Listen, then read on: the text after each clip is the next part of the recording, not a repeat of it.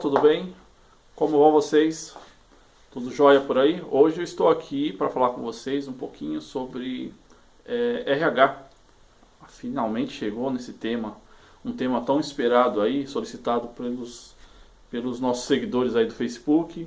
Tivemos acho que duas pessoas que nos solicitaram, uma delas foi a Arielle nos solicitou, e também a Ana Paula. A Ana Paula também nos solicitou que falasse de RH. É claro que tiveram outros que solicitaram para que nós abordássemos temas similares. Você pega o Carlos Pignatari, foi um outro que nos solicitou. Bom, para abordar esse tema, é um tema bastante interessante, como eu havia comentado em outros vídeos, é um tema que eu particularmente domino pela minha experiência em gestão de RH. Eu pensei, devo abordar de uma maneira não muito técnica, porque tem uma série de pessoas que assistem os vídeos e que provavelmente, dependendo do jeito que eu abordasse, não iria conseguir entender, mas de uma maneira que estivesse mais próxima à realidade das pessoas. Para começar a abordar esse tema, então, pensei, o RH tem várias etapas dentro da empresa em que ele atua. Então a primeira etapa, a primeira inicial, é o recrutamento e a seleção de pessoal. E para trazer mais próximo da realidade de cada um de vocês, pensei que, começando pela elaboração de um currículo, poderia ser a maneira mais fácil de começar a falar de RH. Começar a falar do que a gente pode aproveitar desse vídeo para nós mesmos. A gente tem aí diversas formas de se fazer currículo. Se nós pesquisarmos na própria internet, nós vamos encontrar diversas sugestões, diversas dicas. Eu vou abordar aqui de uma maneira bem básica, mas a essência do currículo. Cada um de vocês já deve ter tido a experiência de escrever um currículo, sabe a dificuldade, as dúvidas que surgem em dado momento. Então eu vou tentar aí começar a falar de RH partindo dessa premissa de uma abordagem mais simples, onde cada um de vocês possam entender e também, tendo trabalhado ou não em RH, e também possam fazer uso da informação, porque esse é o principal objetivo ao compartilhar os vídeos no Facebook e agora, mais recentemente, ao criar esse canal no YouTube. Assim, vocês podem compartilhar com um amigo que está desempregado, que quer fazer um currículo, com outro amigo que de repente esteja empregado e queira elaborar um currículo para mandar em uma outra empresa, enfim. Aí o uso da informação ela é pública a partir do momento que a gente elabora esses vídeos, né? Espero contribuir com você e com os amigos que vocês tenham e possam estar compartilhando a informação, tá bem? Então vamos lá. Na elaboração do currículo a gente tem alguns cuidados, né? Primeiro, o currículo não pode ser muito grande.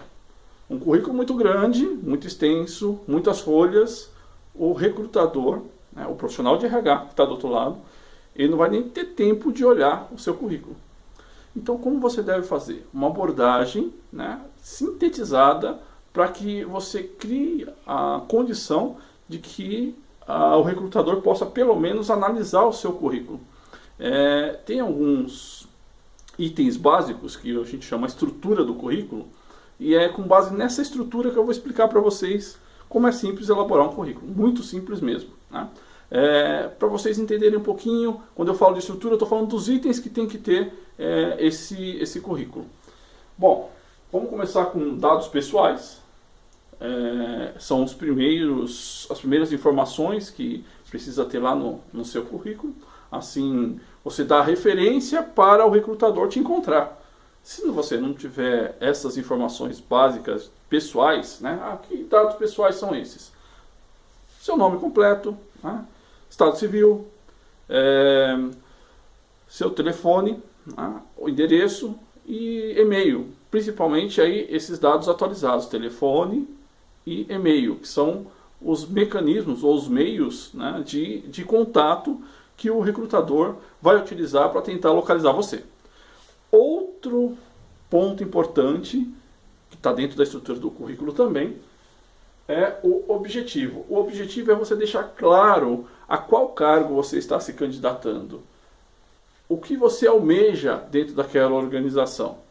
Qual posto de trabalho ou qual a profissão que você quer ter dentro daquela organização. É claro que normalmente o objetivo está vinculado a uma vaga. Se você está se candidatando a uma vaga e essa vaga já está aberta e você está mandando um currículo direcionado para essa vaga, então, lógico que o objetivo tem que ser muito similar ao que a vaga está solicitando, né? Então, por exemplo, se eu tenho lá uma vaga de gerente de RH, eu vou colocar meu objetivo como gerente de RH, gerência de recursos humanos, ou analista de recursos humanos, ou qualquer um outro cargo, né? Analista de logística, assistente de logística, assistente administrativo, auxiliar administrativo, são todos exemplos de objetivo que pode se ter em um currículo. Assim fica fácil para o recrutador conseguir identificar numa rápida olhada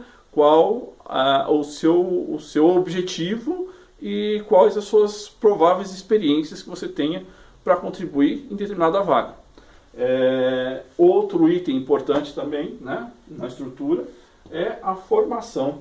Aqui vale ressaltar que você tem que citar todos os nomes de instituições que você tenha se formado. Então, se você tem só um ensino médio, então você vai citar lá a instituição do ensino médio, o ano em que você se formou.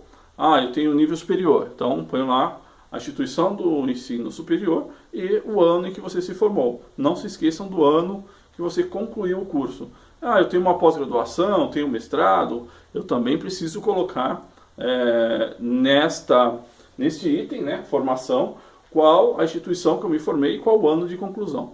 Assim, eu dou uma referência de quanto tempo eu estou parado ou não e qual a minha formação profissional, para que eu estudei. Outro item importante é a qualificação. Na qualificação, tem que tomar um cuidado aí para você não fazer um autoelogio muito grande, e isso pode acabar sendo negativo para você. Mas nessa qualificação você colocar as experiências que você tenha. Essas experiências elas podem inclusive estar incluído aí algum eventual intercâmbio que você tenha feito, alguma outra experiência que você tenha tido, seja no campo das organizações não governamentais, que hoje a gente verifica bastante, muitas pessoas participando de programas voluntariados, aí é importante trazer aqui nessa parte de qualificação. As atividades profissionais, seria o último item que eu estou citando aqui como essencial.